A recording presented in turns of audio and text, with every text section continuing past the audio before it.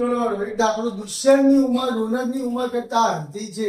એટલે ધારી લઈએ આપણે, ધારો કે દુષ્યંતની હાલની ઉંમર બરાબર x અને રોનકની હાલની ઉંમર બરાબર y. હવે આપણે એના ઉપર સૂત્ર બનશે x બરાબર y. આ રીતે મૂકી દઈએ. હવે શું કીધું? દુષ્યંતની ઉંમર રોનકની ઉંમર કરતા 2 ગણી વધારે છે. તો યાદ રાખવાની કે રોનક જેની ઉંમર ઓછી હોય એના આગળ 2 આવશે. એટલે આ ડબલ છે, આ અડધા છે. હવે આગળ શું કીધું? બંનેની ઉંમરનો સરવાળો x વત્તા y બરાબર 75. હવે x ની કિંમત આપણે y છે 2y.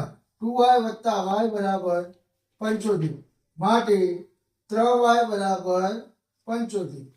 માટે y બરાબર 75 ભાગ્યા 3, y બરાબર 25.